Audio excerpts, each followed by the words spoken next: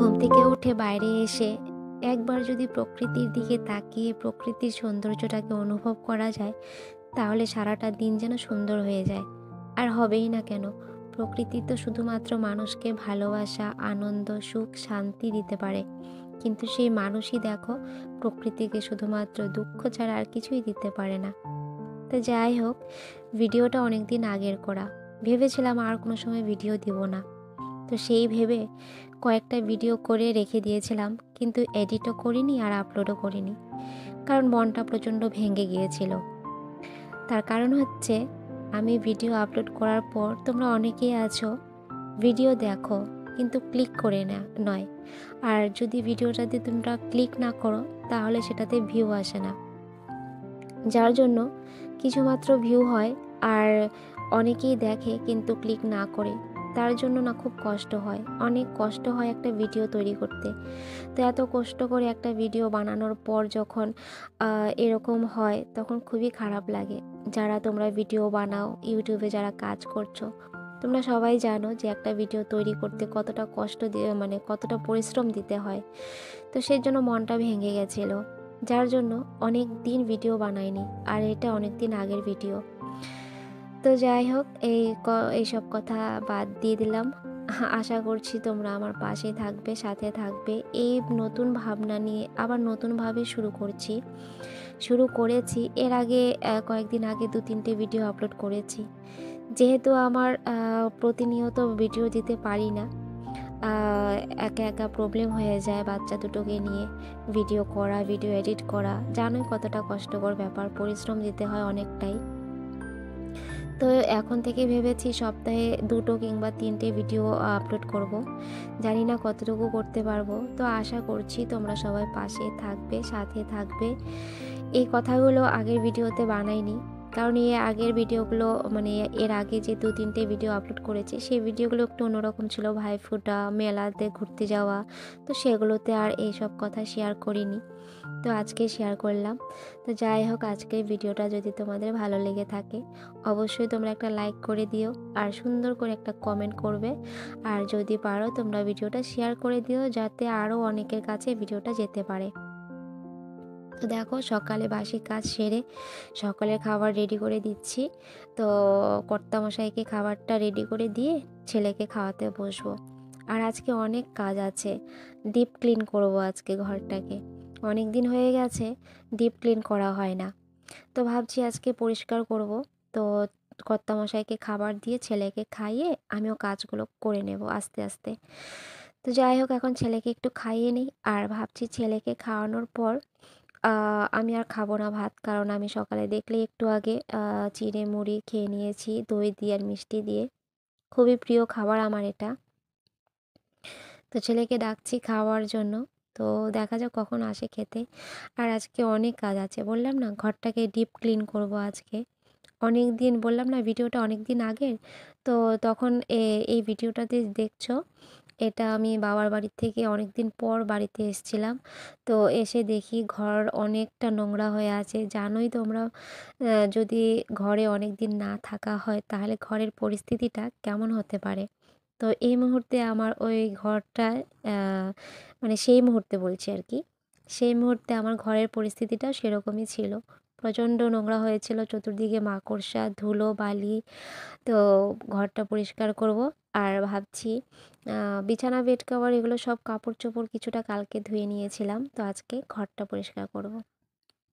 তো যাই হোক, মানুষের জীবনে কি বলে ওটাকে, ভালো খারাপ সবই থাকে, ভালো সময় থাকে, খারাপ সময় থাকে। তো ইউটিউবে এসেছি আজকে অনেক দিন হলো, কিন্তু যখন একটা ভিডিও আপলোড করি নিজে, মানে খুব উৎসাহ জাগে, যে আনন্দ লাগে যে ভিডিও বানাবো, দেবো, তোমরা দেখবে। কিন্তু তোমরা অনেকেই দেখো, কিন্তু অনেকেই কী করো, ওই যে বললাম না, ক্লিক করে দেখো না, তাতে না আমার ভিউ আসে না। যেটা আমার ক্ষেত্রে নয়, ইউটিউবে যারা আরও আজ কাজ করছে, আমার বন্ধুরা, আমার দিদি ভাইয়েরা, বোনেরা, তাদের অনেকের ক্ষেত্রে এরকম হয়। শুধুমাত্র যে আমার ক্ষেত্রে এটা হয় তাই নয়, কিন্তু যারা যারা বড় ইউটিউবার আছে তাদের ক্ষেত্রেও এরকম হয়ে থাকে। তাদের যদি একদিনে 1 লাখ ভিউ হয়ে থাকে, তাদের সেখানে দেখবে 10,000 ভিউ এমনিতেই শুধু ক্লিক না করে দেখে। তো যাই হোক, দেখো রান্নাটা চাপিয়ে দিয়েছি, কারণ বললাম না ডিপ ক্লিন করব। সৃজার বাবা বড় মাছ এনেছিল, তো মাছ রান্না করছি আজকে। আর দেখলেই তো সকালে অর্ধেক রান্না কমপ্লিট করে নিয়েছিলাম, এখন জাস্ট মাছের ঝোলটা করলেই হয়ে যাবে। তো যারা যারা ইউটিউবে তোমরা কাজ করছো, তোমরা সবাই জানো যে একটা ভিডিও বানাতে কতটা কষ্ট হয় আর কতটা পরিশ্রম দিতে হয়। তাই তোমরা যদি বুঝে থাকো, তোমরা প্লিজ একটু পাশে থাকবে, ঠিক আছে? আমি কোনো সময় কিন্তু এইরকম কথা বলিনি কোনো ভিডিওতে। তো অনেক কষ্ট নিয়ে আজ এই কথাগুলো বলছি, কারণ অনেকেই আছে বুঝতে পারবে আমার এই কথাগুলো। যারা বুঝতে পারবে তাদের অসংখ্য ধন্যবাদ আর অনেক ভালোবাসা। আর যারা কথাগুলো শুনেও না বুঝে থাকবে, তাদের তো কিছু বলার নেই, বলো? ভালোবাসা দিতে এসেছি, ভালোবাসা নিতে এসেছি এখানে। সব সোশ্যাল মিডিয়ার প্ল্যাটফর্মটাই হচ্ছে এটা। তুমি ভালোবাসা দিবে তো ভালোবাসা পাবে, তাই না? তো দেখো মাছের ঝোল অর্ধেক রাস্তায় এসে গেছে। তো এটা হয়ে যাক, তারপর রান্না অন্যান্য কাজগুলো সারবো। অনেক কাজ গো, আজকে অনেক কাজ। বললাম না কটা যে বাজবে আজকে স্নান করতে, নিজেও বুঝতে পারছি না। তো সমস্ত কাজকর্ম সারতে সারতে ভাবছি আজকে অনেকটা বেলা হয়ে যাবে গো। আর কর্তামশাই আছে বাড়িতে যদিও, তো একটু সাহায্য হবে, কারণ একা একা না অনেকটা ইসে হয়ে যায়, অসুবিধা হয়। তোমাদের কথা বলছি আর দেখো গলাটার একটু প্রবলেম হচ্ছে। একটু ম্যানেজ করো, ঠিক আছে? খারাপ পেও না তোমরা। তো দেখো মাছের ঝোল প্রায় কমপ্লিট হয়ে গেছে। আর আজকে কিছু জিনিস একটু ওলট পালট করবো ঘরের, তো সের জন্য কর্তামশাইকে দরকার হবে। কর্তামশাইকে বলেছি কিছু জিনিস আছে ঘরে, সেগুলো একটু ধরতে হবে, নাহলে আমি একা একা সরাতে পারবো না। ঘরটাকে একটু চেঞ্জ করব, কারণ দেখবে ঘরে জিনিসপত্র যখন সবসময় একই রকম থাকে না, তখন কেমন যেন একটু বোরিং বোরিং লাগে। যখন তুমি ঘরের জিনিসপত্রগুলোকে এই জায়গা মানে এক জায়গা থেকে অন্য জায়গায় ট্রান্সফার করবে, ঘরটাকে অন্যরকম করে সাজাবে, তখন ঘরটাকেও নতুন করে মনে হয়, দেখবে। তোমরা অনেকেই করো এরকম, অবশ্যই আমার মতো, আমি একা নই। তো দেখো এই যে এইখানে এই জায়গাটা, আর এই জায়গাটা না আমার যখন বিয়ে হয়েছিল তখন এই যে আমি যেখানে দাঁড়িয়ে আছি, আমার হাজব্যান্ড যেখানে দাঁড়িয়ে কাজ করছি, এটা একটা রুম ছিল, বারান্দা ছিল এই টোটাল জায়গাটা। তো বারান্দা খুলে মানে এই রুমটা খুলে একটা রুমে পরিবর্তন করা হয়েছে, কারণ একটা মানে ছোট একটা রুমে হচ্ছিল না। আর যেহেতু রান্নাঘরও এখানে বানানো হয়েছে, এই ঘরেই আমার রান্নার সব কিছু রেডি করা হয়েছে, রান্নাঘরের মতো একটু বানানো হয়েছে।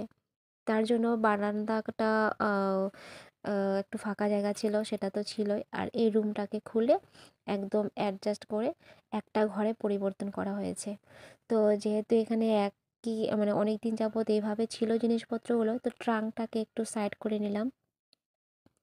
ট্রাঙ্কটা যেভাবে রাখা ছিল তাকে একটু পরিবর্তন করে দিলাম জায়গাটা, তাতে না জিনিসপত্রগুলো একটু রাখতে সুবিধে হয়। তো ট্রাঙ্কটার উপরে এই র্যাকগুলো থাকে, তো র্যাকগুলো নামিয়েছি, এত মাকড়সা ছিল বিশ্বাস করো, মানে বলার মতো না। আর ধুলো পড়ে গেছিলো, ধুলো পড়ে। তো সমস্ত কিছু পরিষ্কার করে দিচ্ছি। আর র্যাকগুলো না আজকে র্যাকগুলো ডিপ ক্লিন করতে পারবো না, মানে যতটুকু পারছি ভালো করে পরিষ্কার করে নিচ্ছি, কিন্তু কাপড় চোপড় নামিয়ে যে পরিষ্কার করব সেই সময়টা আজকে নেই।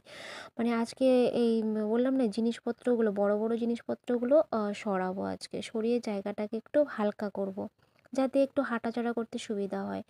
এমনিতে সুবিধা হয়, সুবিধে হয় না যে তা না। আর এই যে দেখো এই শোকেজের ভেতরে সৃজার বাবার অনেক বই ছিল ভালো ভালো, তো বইগুলো না কেটে দিয়েছে গো। এর আগে আমার কতগুলো কাপড় কেটে দিয়েছে। তো শোকেজের ভিতরে কোনো ফাঁকা নেই, কিছু নেই, বুঝতে পারি না কোন দিক দিয়ে ঢোকে, মানে যেই জায়গায় রাখা হয়েছে বইগুলো, এই তাকে যে কি করে ইঁদুর ঢুকে আমি সেটাই খুঁজে পাচ্ছিলাম না। সৃজার বাবাও সেটাই বুঝতে পারছিল না যে কোন দিক দিয়ে ইঁদুর ঢোকে। এর আগে আমার কতগুলো কাপড় রাখা রাখা ছিল, বিশ্বাস করো 5-6টা কুর্তি আমার কেটে দিয়েছে, আর এভাবে কেটেছে পরার যোগ্য নয়, ভালো ভালো কুর্তিগুলো কেটে দিয়েছে, যেগুলো এখন আর পরতে পারছি না। তো দেখো শোকেসটা যেহেতু সরিয়েছি, দেখো কত বালু দেখেছো, এত বালু। আর এদিকে না ছুঁচো আসে, ইঁদুর দৌড়াদৌড়ি করে, তো নোংরা করে রাখে, পটিও করে দেয় ওরা এদিকে দৌড়াদৌড়ি করতে করতে। বুঝতেই পারছো। তো যাই হোক সব কিছু ভালো করে পরিষ্কার করে নিচ্ছি, ডিপ ক্লিন যাকে বলে, তোমাদেরকে আগেই বললাম না যে ডিপ ক্লিন করে নিচ্ছি। তো যেহেতু জিনিসগুলো সরাচ্ছি, জায়গাগুলো যদি ভালো করে না সরিয়ে মুছে দিই তাহলে সেই পরিষ্কার করার মানেটাই কি বলো। তো দেখো কত পরিমাণে বালু, ধুলো।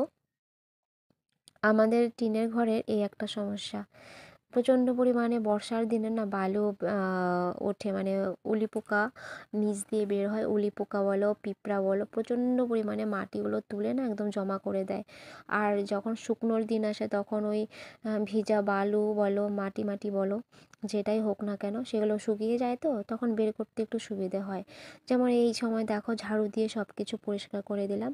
তো এখন শোকেসটাকে একটু সরিয়ে সাইডে ভেতর দিকে চাপিয়ে দিলাম। আর এই জায়গাটাতে একটু এগুলো রাখবো, তোমার সিলিন্ডার। যদিও এই জায়গাটা এখন বন্ধ হয়ে গেছে যেখানে সিলিন্ডার রাখছি, তারপর বালতিগুলো রাখবো, বড় বালতিগুলো।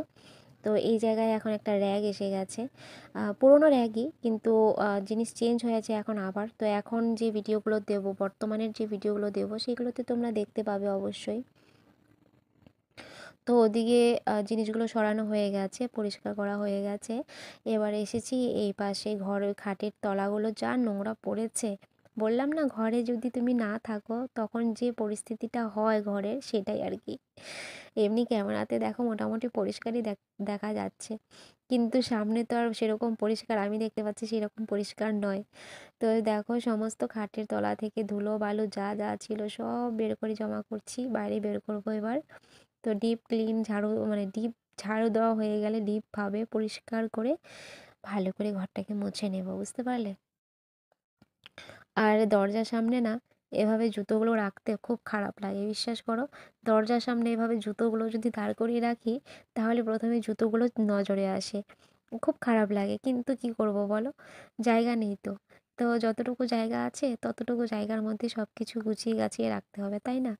বারবার যখন ওই জুতোগুলো দাঁড় করিয়ে রাখি ওখানে সাজিয়ে, আমার ছেলে বলো মেয়ে বলো যখন এক জোড়া জুতো পায়ে দিতে যাবে তখন অন্য জুতোগুলো পড়ে যাবে, আবার সেগুলোকে তুলে গুছিয়ে রাখতে হয়।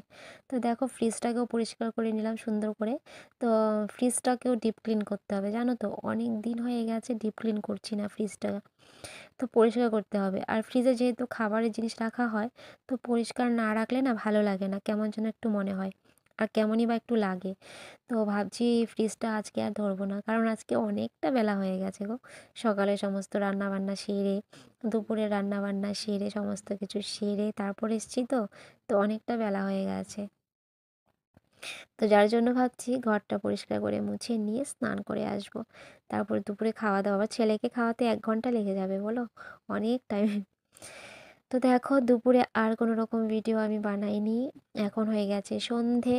সন্ধেবেলা মেয়ে প্রার্থনা করতে বসেছিল, সাথে এসেছিল যেই দিদি ভাইকে দেখেছে প্রার্থনা করতে বসেছে অমনি ভাস্তি চলে এসছে, মানে বড় দেওরের মেয়েটা বসে গেছে প্রার্থনা করতে। আর সাথে পাশে আছে ওই দেখো ছোট ছেলে, মানে ছোট দেওরের ছেলেটা। সৃজার বাবা একটু আগে ঘরে এসেছে টিউশন করে, তো আবার টিউশনেতে যাবে। সেজন্য বলছে তাড়াতাড়ি একটু চাটা করে দাও, চাটা খেয়ে যাবো, আবার বেরোতে হবে, আবার হোম টিউশন আছে ওখানে যাবে। তো এখানে লেগে গেছে পড়তে পড়তে ঝগড়া। ঝগড়া বলতে দাদা ভাই বলছে ভাইকে এটা বল ওটা বল। তো ভাইয়ের তো একটু স্লো, ভাই তো একটু স্লো, একটু বলতে দেরি হয়, মানে একটু থেমে থেকে তারপরে বলবে ওর মর্জি মতে। তো এইভাবেই খুঁটিনাটি খুনসুটি চলছে ভাই বোনেদের মধ্যে। তো সৃজার বাবা বলছে চায়ের সাথে একটু ভাজা মুড়ি খাবে, খুবই ভালোবাসে ও ভাজা মুড়ি খেতে, কিন্তু আমার একদম ভালো লাগে না, যার জন্য না বেশি একটা করি না ভাজা মুড়ি, মানে এভাবে পেঁয়াজ লঙ্কা দিয়ে সুন্দর করে বাদাম টাদাম দিয়ে। কিন্তু এই মুহূর্তে ঘরে বাদাম ছিল না, তো যার জন্য বাদাম দিতে পারিনি। তো পেঁয়াজ লঙ্কা দিয়ে নর্মালি পেঁয়াজ মানে মুড়িটাকে ভেজে দিচ্ছি। আর অ্যাকচুয়ালি মুড়িটা একটু ড্যাম হয়ে গেছিলো, তো ভাজলে পরে মুড়িটা ভালো হবে, খুব ভালো লাগবে খেতে, মচমচে হবে ভাজা করলে। তো সেই জন্য বলছে পেঁয়াজ লঙ্কা দিয়ে একটু ভাজি, খেতে ভালো লাগবে। তো সেই জন্যই ভেজে দেওয়া আর কি। আর ওদিকে পাশে চা বসিয়ে দিয়েছি, ওই দেখো মুড়ি কতটা পড়ে গেছে দেখেছো। তো আমি আস্তে আস্তে দেখি সব বাচ্চাগুলো ছুটে চলে গেছে ওইদিকে। ওরা মানে একবার এখানে একবার ওই ঘরে আরেকবার ওই ঘরে, মানে একসাথে হলে যা হয় আর কি, দৌড়াদৌড়ি ছুটোছুটি চলতেই থাকে ওদের। তো যাই হোক সৃজার বাবা এখন চা খেয়ে বলছে টিউশন তো যাবে, তো তাড়াতাড়ি করে চাটা খেয়ে নেবে। তো আমরা সবাই মিলে চা খাওয়াটা এনজয় করি, আনন্দ করি। তো আজকের ভিডিওটা কেমন লাগলো অবশ্যই তোমরা জানাবে। তোমাদের অনেক সাপোর্টের দরকার, ভালোবাসার দরকার, সব কিছুই দরকার। তোমরা পাশে থাকবে, সাথে থাকবে, এটাই আশা করছি।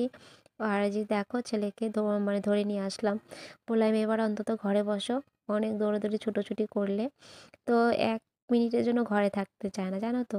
কি ভাই বলো কি দিদি ভাই বলো, দুজনই একরকম হয়েছে। 1 মিনিটের বেশি কেউ ঘরে থাকতে চায় না। সন্ধেবেলা তো পড়ানোর জন্য মেয়েকে তাও রাখতে হয়, পড়তে বস পড়তে বস, পড়াশুনো কর, এই বলে পড়াতে বসিয়ে একটু ব্যস্ত রাখা হয়, তবু বেশিক্ষণ থাকতে চায় না। ওই 1 ঘন্টা মতন পড়াশুনো করবে, তারপর আবার চলে যাবে এই ঘরে ওই ঘরে। মানে বাচ্চারা একসাথে আছে তো, 4টে বাচ্চা একসাথে একটা বাড়িতে। তো সেই হিসাবে ওদেরকে তো আর আটকে রাখা যায় না। তো ওরা যখন একসাথে থাকবে, দৌড়াদৌড়ি, ছোটাছুটি, ঝগড়া, ভালোবাসা।